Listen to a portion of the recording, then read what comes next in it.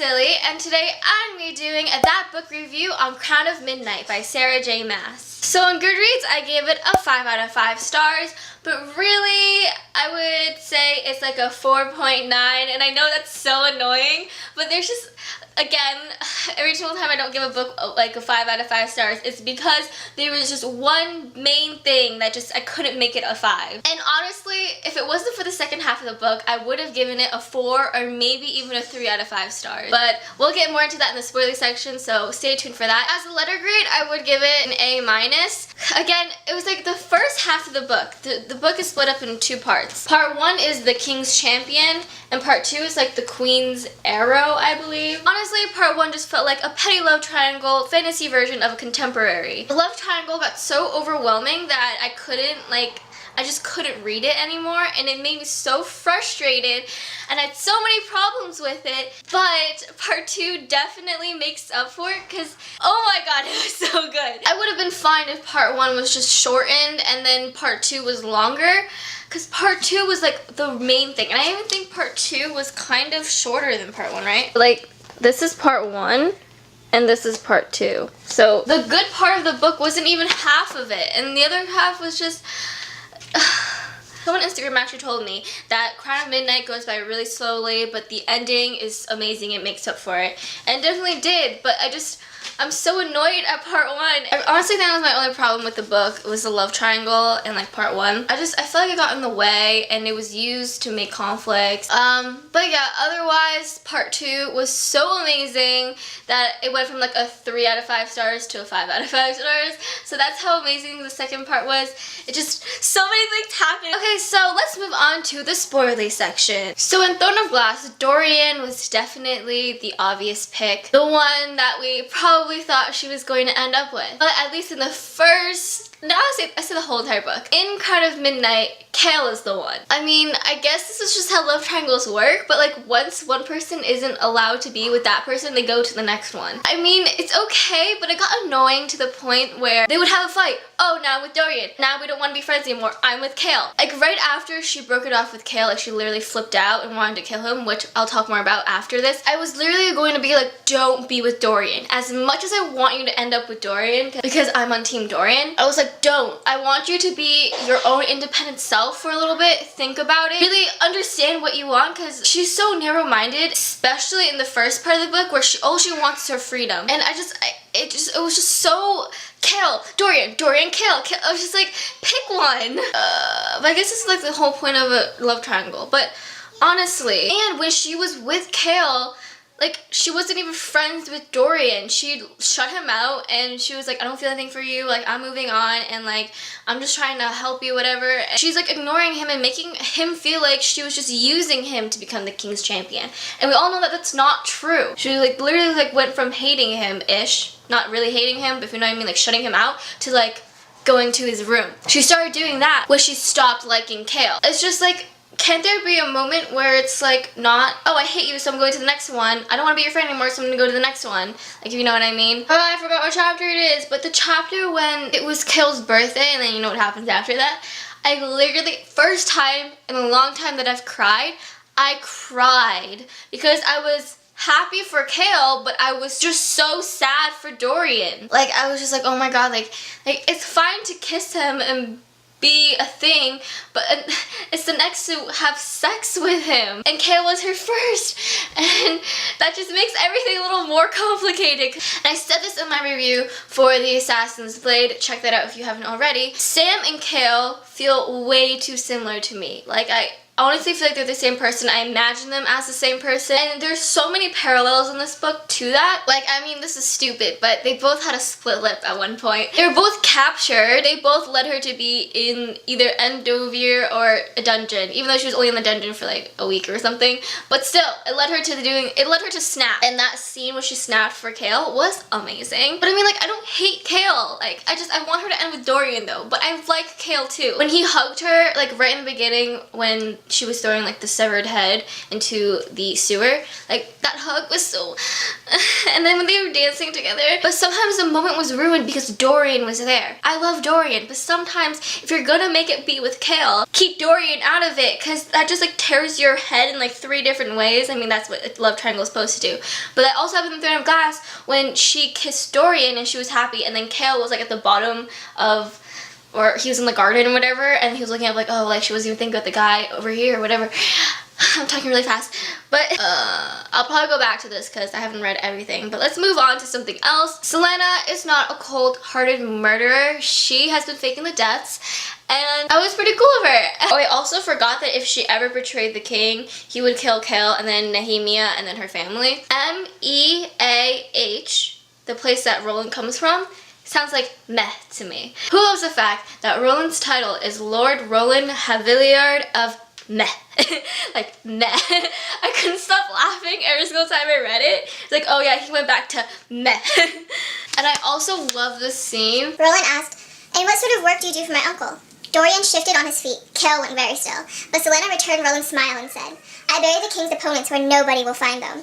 Roland, to her surprise, actually chuckled. She didn't dare look at Kale, whom she was certain would give her a tongue lashing for it later. I'd heard about the king's champion. I didn't know it would be someone so lovely. What brings you to the castle, Roland? The captain demanded. When Kale looked at her like that, she usually found herself running the opposite direction. Roland smiled again. He smiled too much and too smoothly. His Majesty offered me a position on his council. Kale's eyes snapped to Dorian, who gave a shrug of confirmation. I arrived last night and I'm starting today. Kale smiled, if you would call it that. It was more a flash of teeth. Yes, she would most definitely be running if Kale looked at her like that. I love that scene because like she flat out tells Roland why she's there. Dorian like shifted on his feet and Kale stood there still. And then how Kale gave Roland that look, and Selena was like, if he gave me that look, I'd be running the opposite direction. I don't know about you, but I love more. Like I don't know what he reminds me of, but for some reason I really like him. I think he reminds me of this Halloween decoration that I have of a skeleton in a jail, and like he like talks. And I don't know why, but I love that. I love how Mort is so like sarcastic and he like doesn't tell her everything and she's so frustrated with him, and I love how he's so funny. Like, I want a Mort under my room.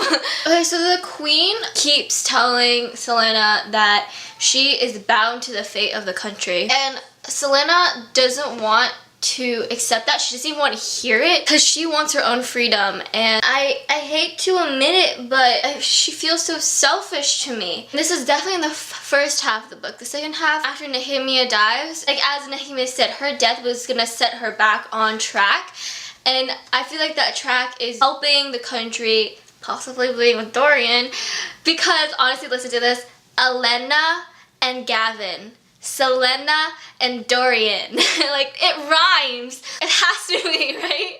But before Nehemia died, all she was focused on was her freedom and just leaving and getting out of here as quick as possible, even though she knows that there are 2 guys who like her. Not like, but love her.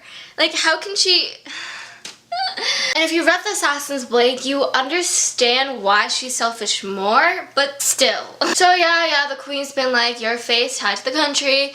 We find out that she is the heir to Terrasan. I think that's how you pronounce it. Terrasan. But like, that's crazy. Like in the beginning, Kale sort of pieces together that she might be a noble, but then he finds out that she is the heir. But that's like so mind-blowing. And Dorian has magic. Like, they would be a power couple, her and Dorian, like, honestly. Oh my god, I really hope she ends Dorian, but like, we know by the end of this book that Kale loves her. He says, I love you, and we know that she has strong feelings for him, but she can't trust him because of Archer.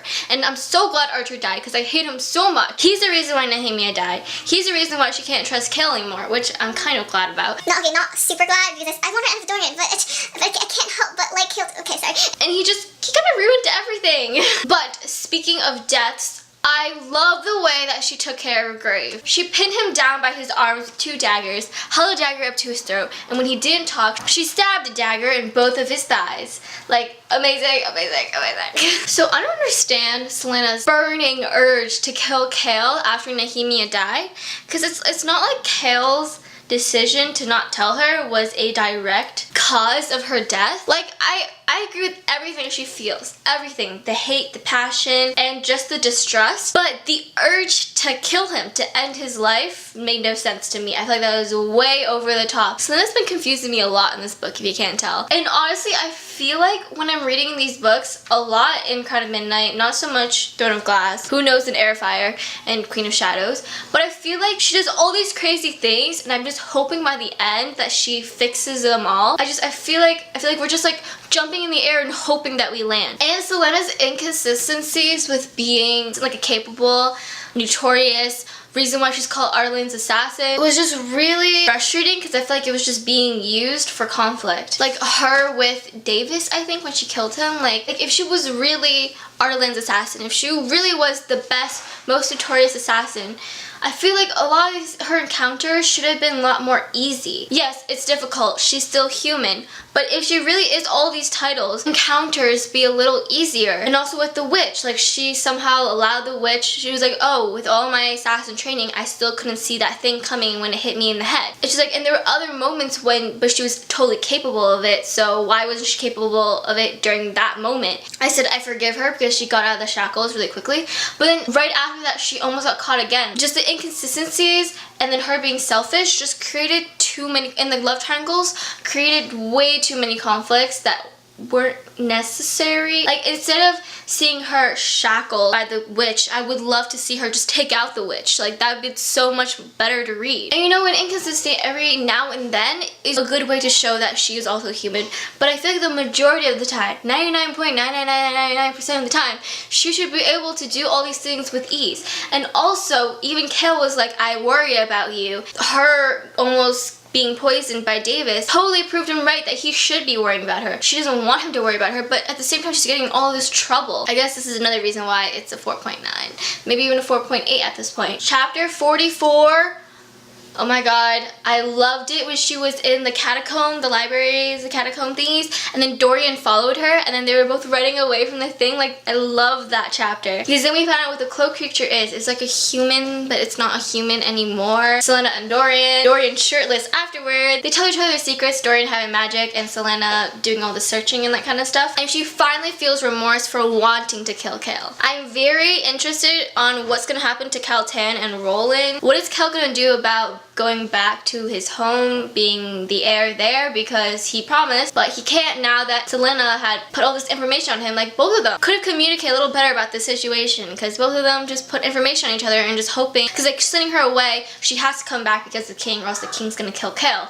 And then her giving him this information, well, now he can't be the heir because he needs to stay at the castle. And even though there was a glimpse, the chapter 44, glimpse that she and Dorian could have been together, I feel like she friend-zoned him, but also she said that I'll come back for you. But then there's the I love you from Kale at the end. And I'm so confused! And I love the scene when Kale, Dorian, and Selena were in the underground thing under her room, and they were fighting the demon, and we found that she's Fae, which I almost forgot about, but yeah, she's Fae. This is why the second part makes up for the first part, because all of these new pieces of information that makes it really awesome just hit you one after another. You don't have time to take them in. So yeah, I think that's all I have to say about this book. Let me know what your thoughts are in the comment section below. And thanks for watching, and have a great day, afternoon, wherever you are. Bye! Today I'm going to be doing my Jazzy July book haul plus wrap up plus TBR. Oh no! No! This month, guess how many books I read? Not one, not Today, I'm going to be rearranging my bookshelf.